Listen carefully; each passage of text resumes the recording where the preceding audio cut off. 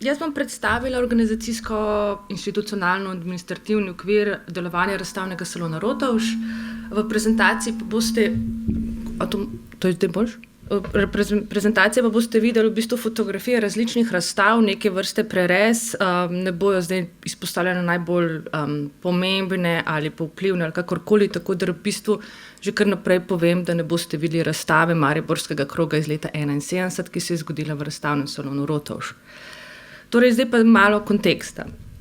60. leta, tako kot na splošno, tudi so za industrijsko mesto Maribor pomenile neko sproščenost, neko odprtost, začenja se razvijati neke vrste potrošniška kultura, predvsem pa začne se razvijati terciarni sektor. Postopoma se odprejo tudi seveda meje, možni so nakupi čez mejo, predvsem pa začasno delo v tujini, kamor emigrira kar nekaj ljudi z tega konca Slovenije, in pa tudi nenazadnje potovanja, predvsem v Gradec, kjer prihajajo tam tudi določene nove ideje ali pa novi vplivi, predvsem pa nove informacije, ki so pomembne za recimo likovno področje konkretno. Hkrati pa v Maribor prihaja veliko mladih ljudi, tako v šole kot tudi v tovarne. In s tem se tudi razvija zelo živahna rock and roll scena, ki se nadaljuje še naprej v 70. leta. 61. so ustanovljeni visokošolski zavodi, ki se 75. preoblikujejo v Univerzo v Mariboru. Tudi 61. je ustanovljen študentski časopis Katedra. 65. nastane v založbi Obzorja oziroma začne izhajati revija Dialogi, revija za literaturo, kulturo in družbo. V 70. se odvija vsako leto Teden slovenskih gledališč, ki leta 70 se preimenuje v Borštnikovo srečanje. Na pobudo gradbenega podjetja Stavbar v Mariboru nastanejo 67. leta prve formavive v železobetonu, ki nekako posebajo v materialno tkivo mesta. In leta 1966 se v Mariboru odpre razstavišče, razstavni salon Rotovž, ki ga upravlja in predvsem na velika prizadevanja Društvo likovnih umetnikov Maribor. Zdaj pa malo predzgodbe. Ta prizadevanja za razstavišče, predvsem paviljon ali salon, so že izpred druge svetovne vojne, segajo vse tja v leto 1922, ko se začenja prav konkretno zbirati denar za novo stavbo in občina da brezplačno parcelo, kjer naj bi ta paviljon stal. Potem pride gospodarska kriza, tako je recimo leta 1931 se pojavi ideja, da bi prenovili ali posposobili nekako prostore starega Rotovža, stare mestne hiše za razstavišče, žal še nič od tega ne zgodi. Seveda prizadevanja tako društva Ivan Grohar, kot pozneje društva Brazda, katerih nasledniki so potem Društvo likovnih umetnikov Maribor, so predvsem ta, da bi bil v razstavišču stik z kupci, z občinstvom, da bi se predstavljala sodobna ali pa tekoča likovna produkcija.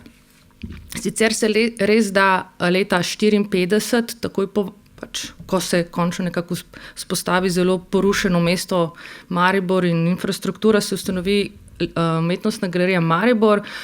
To je šlo prizadevanje tako na eni strani za kulturne delavce, prosveto, pa na drugi strani pač aktivnost vidnejših članov Društva likovnih umetnikov, ampak vendarle je imela galerija neko drugo poslanstvo, muzejsko poslanstvo, če tako rečem, torej zbiralno politiko, zbirko in pa ves ta aparat v zadnji. Seveda je na začetku so podpirali tudi celo 2-krat letne razstave društva, ampak vendarle to ni bilo to. Tako da leta 1966 se nekako umetnostna galerija razbremeni teh hitrih in različnih razstav, kajti umetnostna galerija ima med drugim tudi neke vrste razstarišče Pokrajinskega muzeja, namreč tudi Pokrajinski muzej vodi ustanavljanje galerije. In za letom 1966 se v starem Rotovžu, stari mestni hiši odprejo razstaviščni prostori. Hkrati je bil pa to spet neke vrste izhod v sili, namreč umetniki so si prizadevali, da bi imeli novo zgrajene sodobne razstaviščne prostore, kjer bi pa imeli tudi svoj depo in pa društveni arhiv.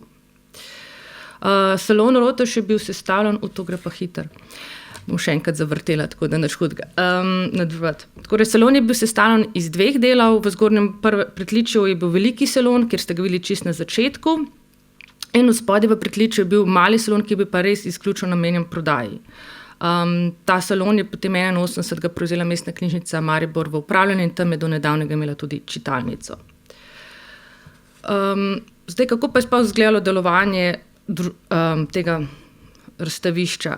Imel je svoj upravni odbor, v salonu so sedeli predstavniki DLUM-a, torej en predstavnik, direktor Pokrajinskega muzeja je bil predsednik tega odbora in pa kustos iz UGM-a in oni so skupaj snovali program, sodelovanje z drugimi organizacijami, predvsem pa tehnično in logistično podporo so nudili razstavišču, torej muzej in UGM. Hkrati pa so celotno stvar tako administrativno in logistično vodili aktivni in agilni člani društva in so bili zelo veseli leta 1968, da so dobili honorarno sodelavko, ki je v bistvu bdela nad administrativnim delom in da je pač program sam tekel normalno. Zdaj bom pa kako pa dam še enkrat projekcijo? Aha, tole. Po 10 letih je takšna statistika razstav. Torej, leta 1976 je bilo v salonu 125 razstav, videlo jih je 141 550 obiskovalcev.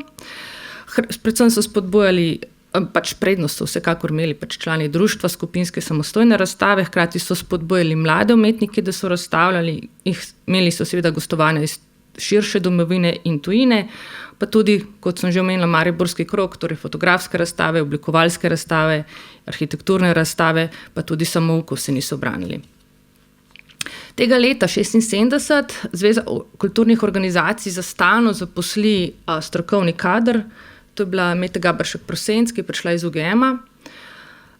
In v bistvu s tem se tudi malo bolj jasno profilira razstavna politika oziroma razstavni program. Na splošno pa vse do tega leta smo imeli takšen približen prerez razstav, poleg likovnih razstav, oblikovalskih, arhitekturnih, fotografskih, so bili to še različni natečaji otroških del, potem knjižne ilustracije, razstave, aranžerske štole, študentov likovne pedagogike, zgodovinske razstave, pa tudi razstave inovacij v gospodarstvu, ki jih je prirejala banka. Stalnica programa pač tako UGM-a od leta 1954 pa tja do 2007 pa so bile vsakoletne DLUM-ove razstave. Seveda potem 1966 se predstavil v to razstavišče Rotovž in kasneje v Novi Rotovž. In to so bile v bistvu razstave salonskega tipa. Torej, kar pomeni, da v bistvu vsak avtor prenesel eno delo, ki misli, da je bilo najboljše v tistem letu, ki ga je naredil ali pa kaj podobnega.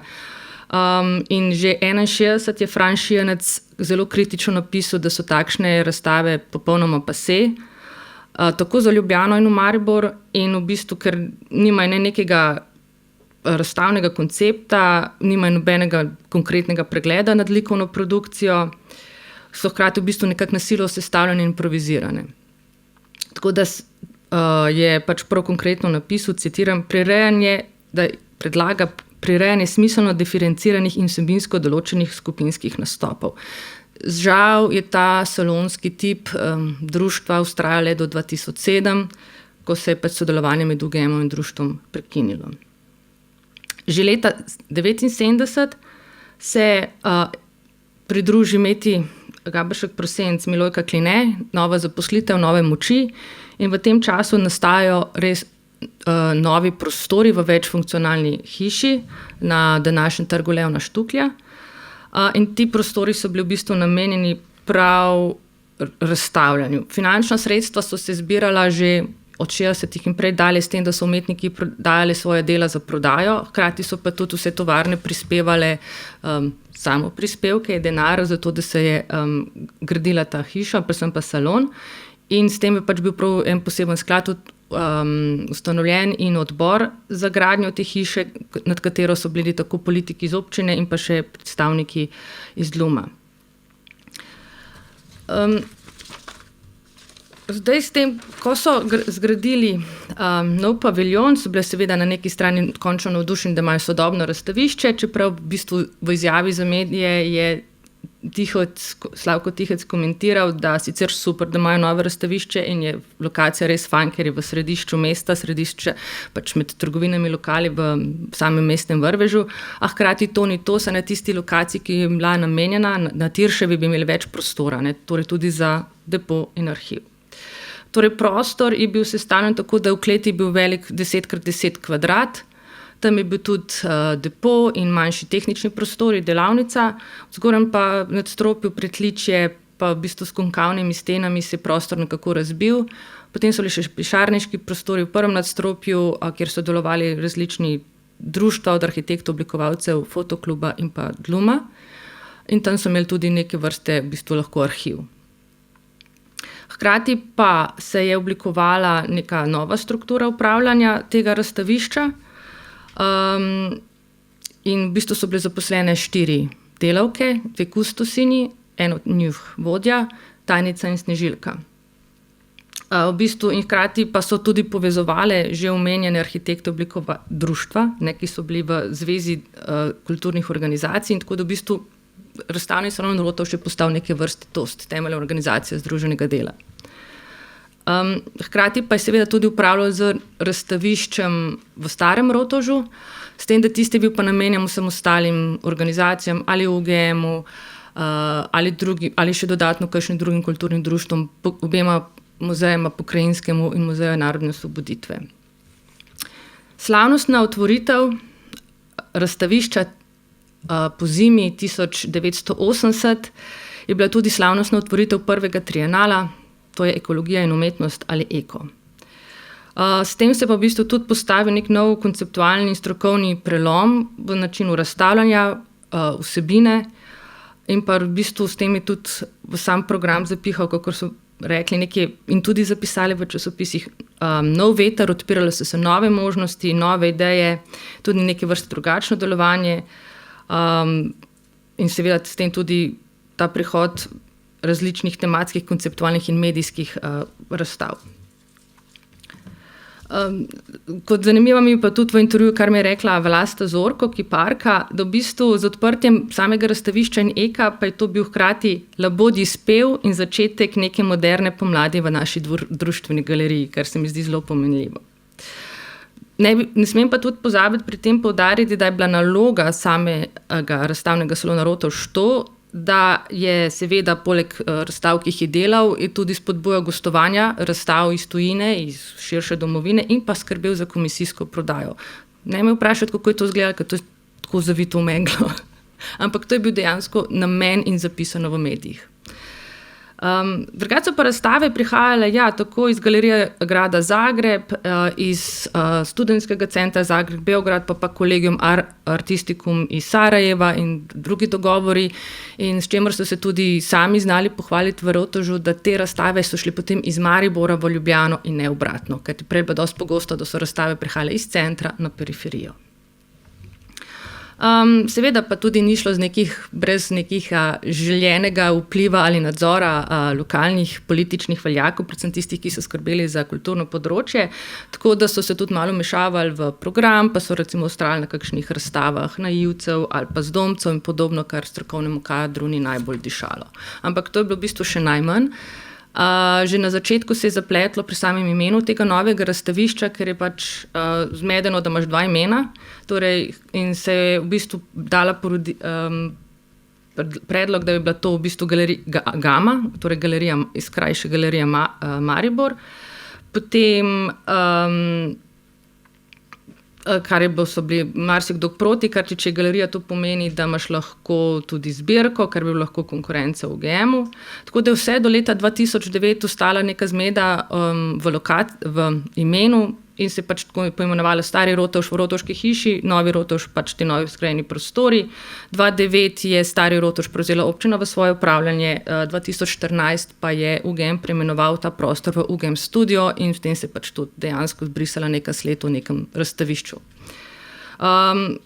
Večji problem, ki pa so ga imeli, bi pa ta, da že leta 1981 pride pobuda o združitvi tega razstavišča z umetnostno galerijo Maribor. Prva je bila podlaga o zakonu o združenem delu, da naj se pač te sodelavke ne bi mogle primerno in kvalitetno samo upravljati, ker ne bi mogle pokriti vseh delegatskih funkcij, ki jih zahteva zakon. Potem je bil pa še drug predlog zaradi tega, ker pač ni zaradi racionalnega upravljanja, torej racionalizacije poslovanja, ampak nikoli ne bila narejena poslovno-finančna analiza o tem. Kakorkoli, kot je zapisano tudi v medijih, je o združitvi odločal referendum vseh zaposlenih v obeh inštitucijah, s tem, da bo v zadnji tudi nekaj grožnje, da če ne bodo pozitivno glasovali, bodo lahko tudi ob službo. Tako da hkrati pa so seveda normalno združevanju zelo močno nasprotovali v bistvu lokalna kulturna srenja, predvsem pa Dlum, ker s tem, z združitvijo so dejansko izgubili svojo galerijo in izgubili so v bistvu možnost kakršnega koli soodločanja pri programu in pa finančnih sredstvih. Torej tudi finančnih sredstv za njihovo vsakoletno razstavo. In bom končala. Hvala.